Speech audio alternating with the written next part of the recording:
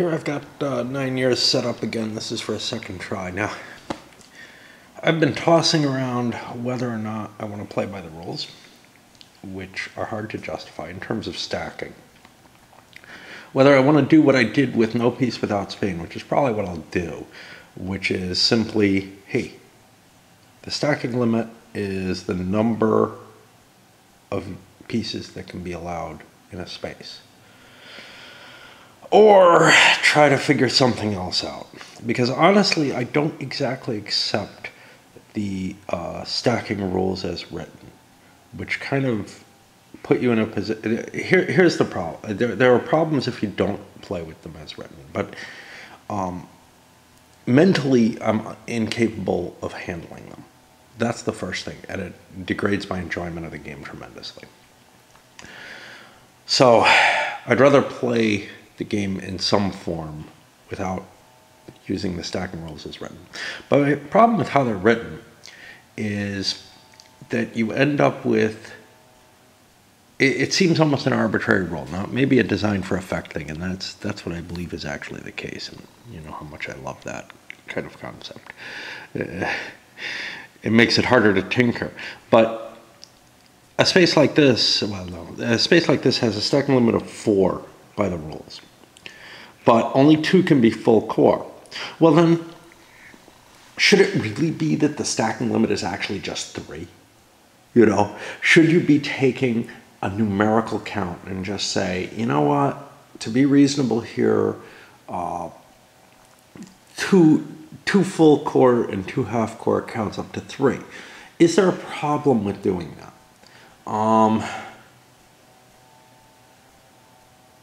Because what the core represent in this game is not formal organizations. It's really closer to strength points. However, they're not interchangeable like strength points are. There's a little bit of, there's something else in play here. But the forces in this era were very much not terribly well differentiated, in the sense that, you know, you really could shift a couple brigades without any real problem going on. And that's actually been the case in most eras of time. The only time where it's not is when you have the full sort of feudal military situation. So considering the core to be a stacking limitation seems a little weird. Now, considering them as a command limitation makes sense. And that's probably where this is coming in, along with one other facet. As a command limitation, the stacking, rich areas can have more concentrated forces, so it's easier for the commanders to command as many forces as they might. The other effect and therefore they can have a larger number of full core present as well as the half core, I guess. I'm really trying to grasp at straws to make some sense out of this. Where it does have an effect, however, is the amount of army that you can have concentrated in terms of fully capable army. And what that means is, if you've got a big army, you can't build it up to full strength. But if you've spread it out across a lot of spaces, you can spend more of your points on getting your full army deployed, or something like that. That may have real effects on play. And the rules as they are may make it so that you end up not with as big a with a huge stack that you know, a couple huge stacks slam into each other. I didn't find the play in No Peace Without Spain, when I was disregarding the stacking, the special stacking rule, as far as I'm concerned, about the core, the number of full-size core. So I think I'm just going to go with, that's how many counters you can have in a space. And that means that your weakened counters can be upgraded just fine. You don't have to pay a lot of attention to, oh crap, I have, you know, 8 units in a rich area. that's fine. But now if I upgrade them, if I upgrade a couple of them, I'm going to go over my maximum, my big unit stacking limit. And, it's just, basically I'm keeping track of too many numbers when I'm considering everything. As it is already, I'm keeping track of the strength of the force, the number of units in the force. Both of these are important. Strength of the force is important because that's what I consider when I'm fighting. If I'm moving into an area, hey, how much do I need to fight? Number of units in the force is important because that represents one of the stacking restrictions. And then the other thing I have to be aware of, and it's just proved to be a bridge too far, is the number of full strength units in the space.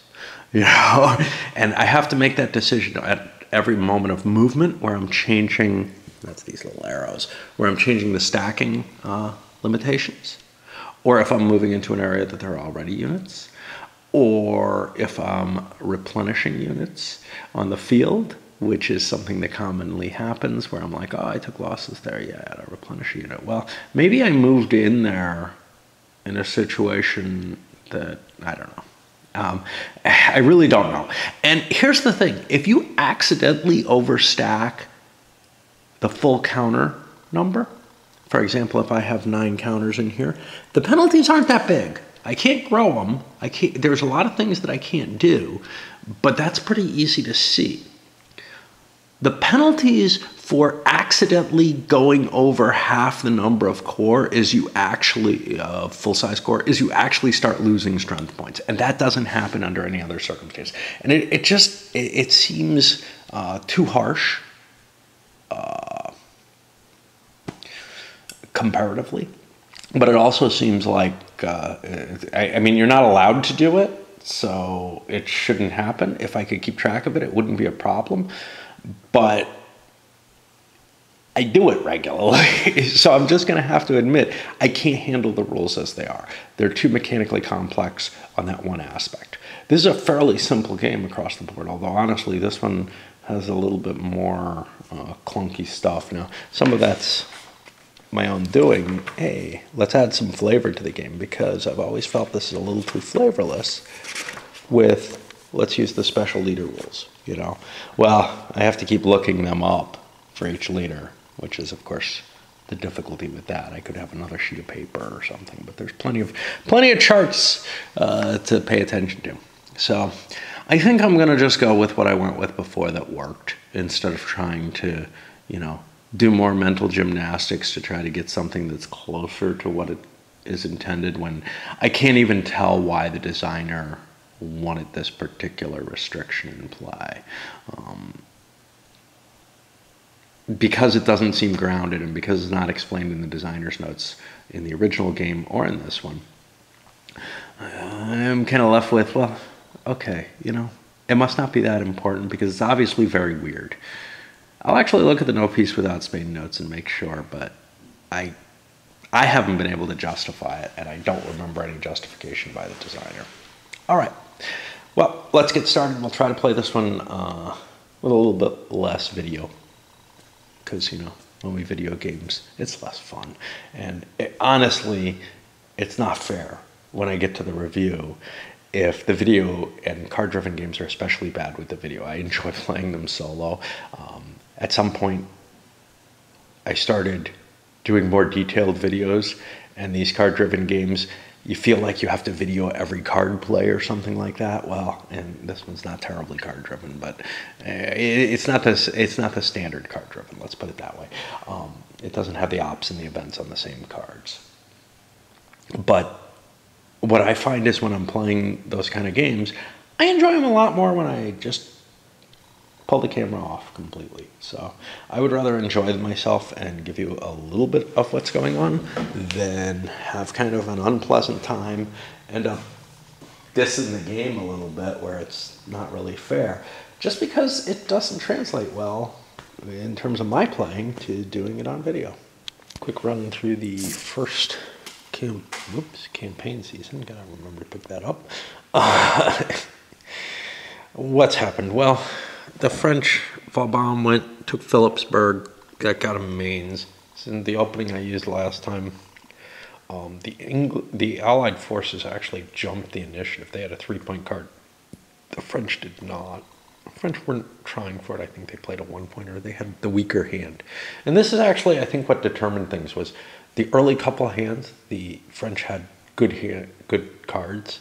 And the game can be very, very swingy, as I've said before. And, if it happens at the wrong time, the points can decrease by too much.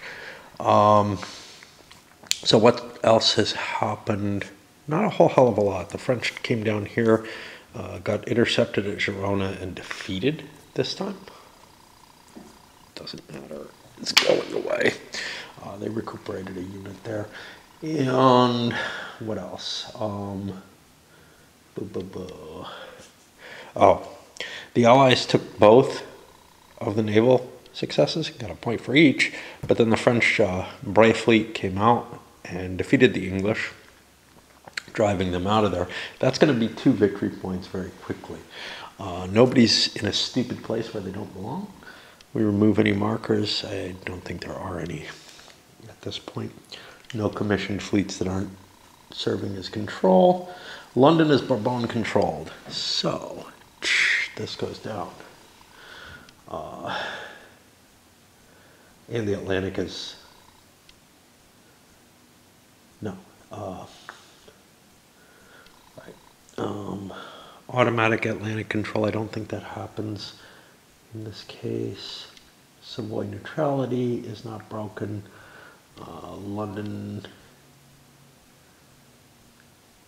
is not Allied controlled and it's not late enough. No Bourbon peace. And that's the end of this turn. A little bit of movement last time. Getting the jump into Flanders was useful and maybe directed the way the game was going to go. This time with the Allies having the better cards, they were able to make their weaker situation initially not appear to be a game-losing situation. All right. Well, without that initial start running into Flanders, further advances look kind of dangerous. William's not a bad leader. He beats Boufflers or Lorge. Now, I could have put Vauban in place and tried for an even, but Vauban's got kind of a clear free hand here. I'm not going to get the same kind of points, but possibly if I swing upward, I'll be able to put a threat on Liège or something like that. So that's kind of appealing there. I've got the advantage in Spain now. I am actually trying to keep to the stacking limitations, but I've more or less conceded, at least in my own mind, that I'm not going to be able to. I'm just not trying to ever deliberately violate them like I was when I played No Peace Without Spain. So far, I think I'm in compliance everywhere. So yeah, some additional French forces building up the line here. We have the numerical strength. One big difference from last time I played, the Imperial forces haven't moved forward at all. Now, they were in a position with William where they were both contending. Brits built the fleet back. French won the King's William's War. That gets us down to about 12. If the Brits aren't able to take the Atlantic, that's another 2 points. 3-point swing, but they have an even chance of that. The French did not try to take the Mediterranean. The odds are against them because of Gibraltar, prior control. They really didn't have 2 points to spend either. So, on to the ground phase. First move, well, the first thing that happened was Boufflers went up to Ostend. This was a success last game. This time, William gets a famous victory there. The whole tenor is beginning to change. Famous victory, that's 2 victory points there. A lot more buffer here for what the Allies might want to do. And if they gain control here, they might be able to go for the more expensive but potentially better version of the Glorious Revolution, which is the invasion, because it gives them another leader. I think that's about the only real effect, but this is the last turn that they have that option to do the big naval invasion. But they might at this point. it looks like things have been freed up a little bit. Their cards aren't as good, though. The French had good cards this turn. After that, well, the Allies moved into Girona. The Spaniards fell back, outnumbered. So Girona's going to be under siege. And Lorges went to Namur.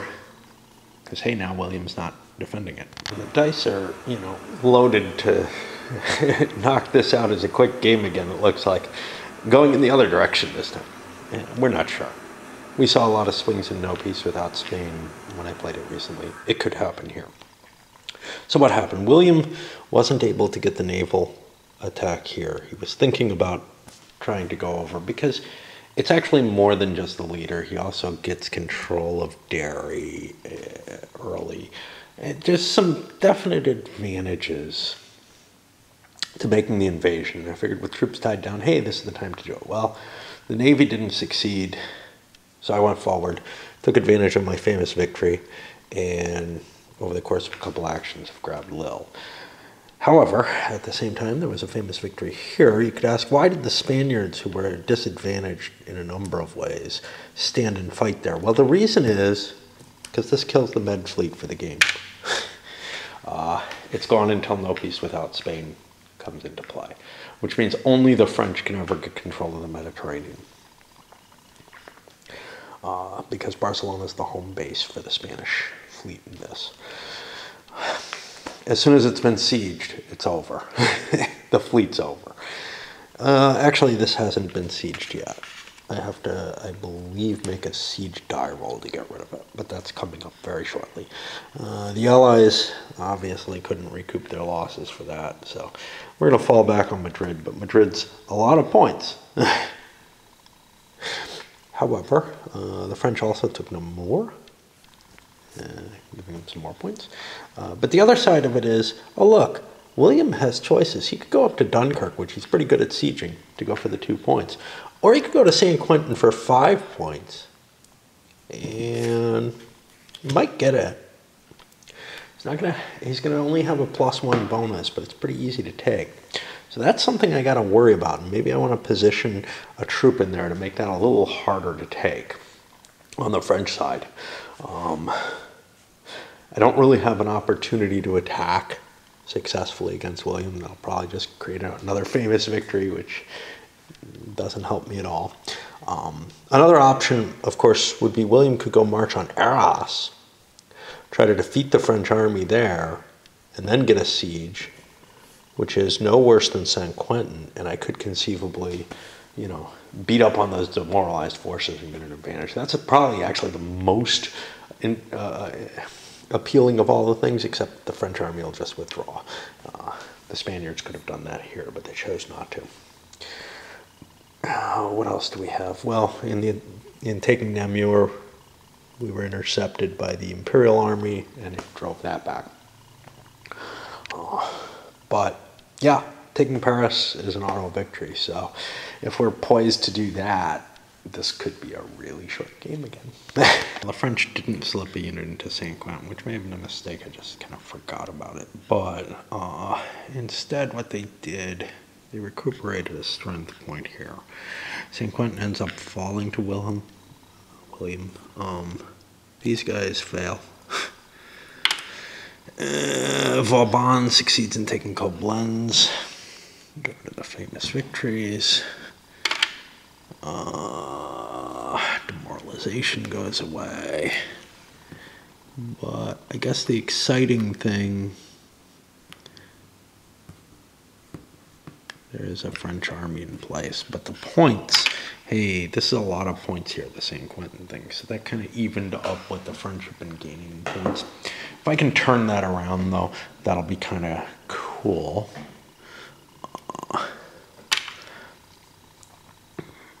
Let me see what else. Vauban moving up, of course, opens up the possibility of Eugene being able to do something over in the imperial areas in order to expand what is going on there. Now, let's see. Move marker. 2 victory points for London Bourbon controlled.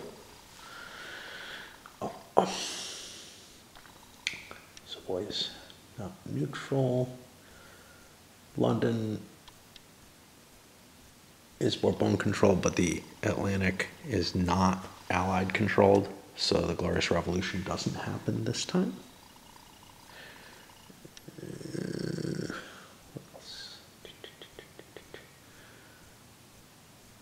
I think that's about it. And we push into the next turn, where Savoy will be coming in, and some new leaders, etc. This is beginning to look like what I saw with No Peace Without Spain. And again, I haven't cheated on the stacking, I don't think. In terms of, we're in this, and I hope it works out this way because it was really exciting.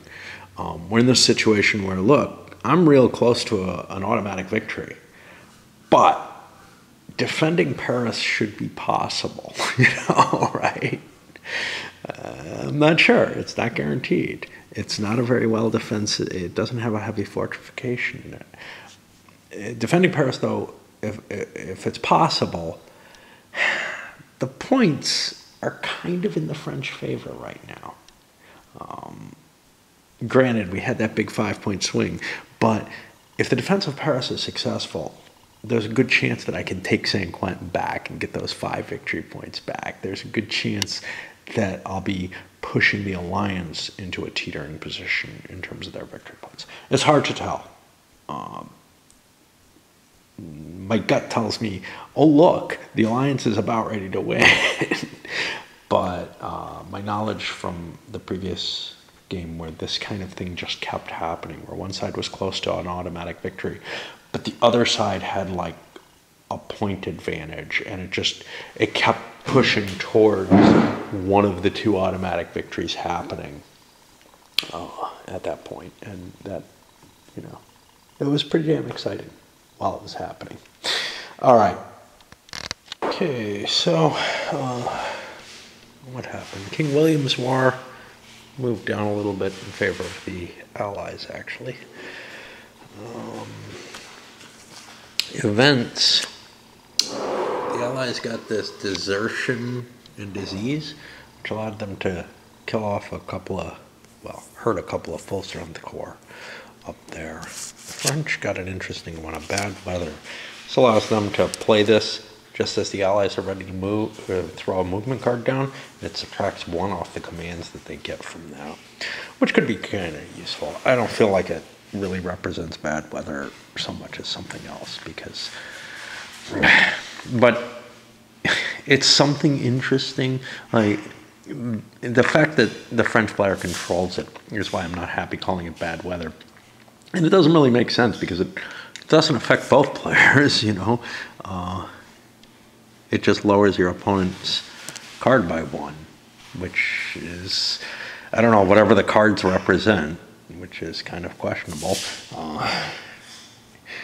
Sort of command activity of various types, money that's not on the resources, etc. Troops were placed. We get some new leaders, so Luxembourg's in place to try to defend Paris, but Paris is a problem. So if William goes into Paris and Luxembourg loses a battle against him, there's a good chance this game's over. I can't see why William won't go into Paris. However, if he does get defeated, there's sort of a preponderance of strength up here with Catinat and Vauban. Of course, they're facing now the better leader, Lorraine, but he's not good enough, particularly. And then down here, we've got Victor Amadeus, who's probably not good enough to push his way into France. Spain, completely being ignored by the Allies, slightly improved for the French, mainly because I would exceed stacking limits. Hey, I'm actually following the rules here. In Arras, if I had built up as many troops as I would have liked to. And we're, paying attention to that across the line with everything. I'm not quite sure what the stacking limits increasing by 1 doesn't really, that William provides, doesn't really help you in terms of number of full-strength corps. So unless he's going into kind of crappy terrain, it probably isn't that big a deal. I'm not sure what the rationale behind that is. Sure, maybe William managed to get bigger armies than anyone else at times, but it probably doesn't make any difference in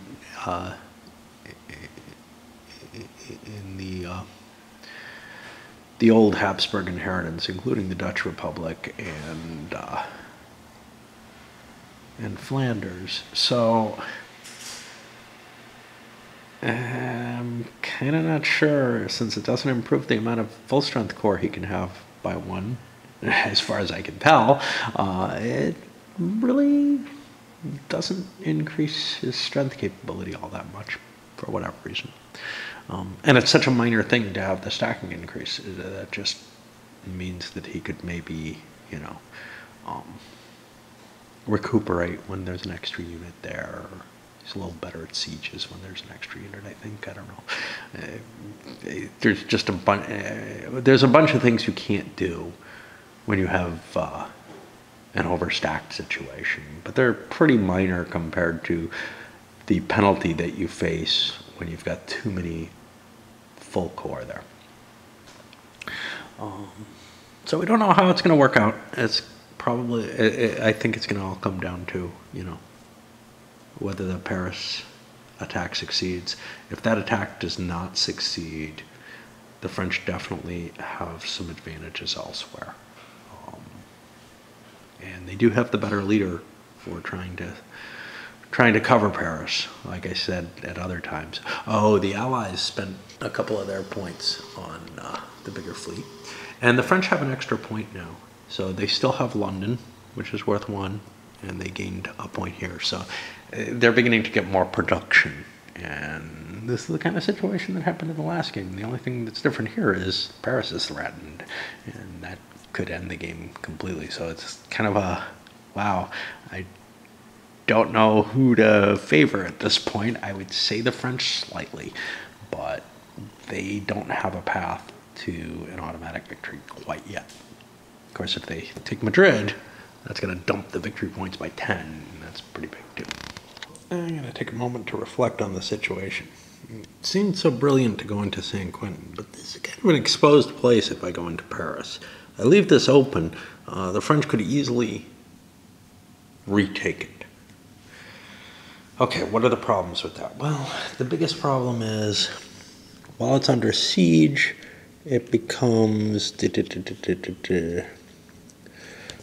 Besieger has threatened line of control -1. It could go to no line of control -2 to the siege rolls, which would make the siege more difficult. But over the course of this year, the Allies will still take it. So that's no absolute defense. The problem is, if St. Quentin falls, and the French then hit me. And that's what I have to consider here, because it's possible Catinat could pull back and take St. Quentin, and then the French hit. I don't know how big a deal it is. The Allies would then have to retreat. And I believe they're not allowed to retreat to the space the attacker attacked from, but I'm not positive of that. But they are allowed to retreat through an enemy-controlled space, one of them, if needed.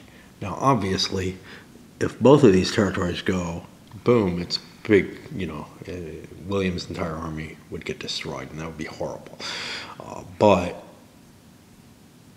that looks tricky. This is a 3-point siege. That might take most of the turn to fall. So I don't think the French can concentrate on getting the 2 spaces. And that means the Allied army will take a fire, which might be all of Catinat's force and St. Quentin's 1 extra point going against them. And that could be pretty devastating. I think I'm still going to go for it, because I feel like I'm a little behind in the victory points. I'm having trouble. Yes, I built the fleet. I'm going to try to contest it again and cause the revolution. But none of that matters if I can take Paris, right? Of course, that kind of decision-making makes for a shorter game, because if I take Paris, obviously, and hold it till the end of the turn, hey, Alliance wins. If I don't take Paris, I've weakened the alliance significantly, probably, in making the attempt. But again, I feel a little behind, as I always feel like I am at this point with the alliance. Luxembourg was successful in the battle. Like I said, he has the slight advantage. He had a couple extra dice, and he has the reroll, which is pretty big, because I'm playing with that option. And that means he's now set up to march into San Quentin. That's the real problem. We took our shot. We got intercepted. We got driven back, and now we're going to be forced back. And we'll just withdraw, but, there's the other options are to try to maneuver around and cut things off. I don't think it's worth being fancy. Paris is somewhat threatened still. I need to push them back, whatever that takes. And the 5 victory points for San Quentin is pretty damn important. So if we can drive those points down, especially while we're making some progress in Spain, that's just great. Look at where we are. Luxembourg stopped after capturing San Quentin. Not a lot happening down here. There was a little rebuilding, but I feel pretty comfortable. I don't want to chase him because Lille is too hard for me to siege. I don't have a whole hell of a lot of points. Over here, Eugen took Mantua, Max Emanuel took Philipsburg. Again, they're stopping. They don't have a lot in terms of points left. The Dutch fleet grabbed the Atlantic. That means we're going to have the Glorious Revolution. It was also a victory point, which is cool. And let's see. Over here, Noailles chased Villanosa away, took Tortosa, and Madrid is pretty much his. That's 10 points. Well, there's only 10 victory points there, but is there room for another point happening? I don't see how there is. And the French are about ready to go. Yeah. So I think this is actually over. But we'll play it out. Basically that 10 points is enough to swing it, and I don't see another Allied point off one card. I mean, they optimized as much as they could, I think. Especially given that the French have the bad weather. They can cancel out a card, but there doesn't seem to be much to do with the next Allied card. Anyway, I can see the Allies getting a point at this point. It doesn't matter anyway. London is Bourbon controlled before the Glorious Revolution, right? Yeah. Which means that I just took Paris. Or I just took Madrid. That's 10 points. This 1 point card, I could run up and possibly retake Madrid with my 1/2 strength point. I'd get 2 dice.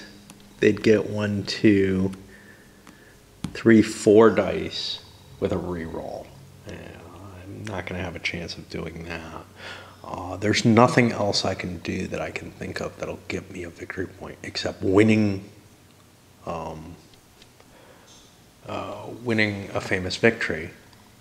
That would give me 2 if I could find someone to do that.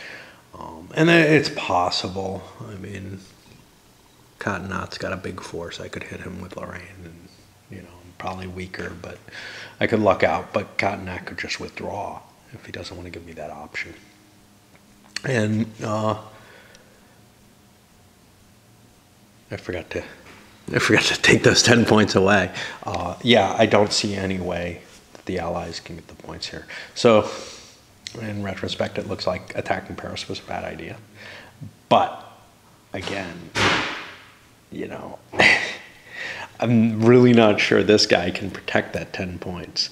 And keeping Britain in James's hands an extra turn, getting lucky with the C rolls, whatever, all that made it really close to the end game. And I'm not sure the Allies had a shot other than taking Paris, just because the situation it doesn't improve that much. Next turn, there's nothing magical happening next turn. And the French still have more forces, and they have the production points to keep up. And with the swing of territories due to the Glorious Revolution, I don't think any of that makes any difference in terms of there aren't really points that are going to fall into anybody's hands. I guess Marlborough showing up is kind of neat, but Marlborough is only, available leading British troops. So that's not going to help, and he might go away. So again, we have another French automatic victory, and,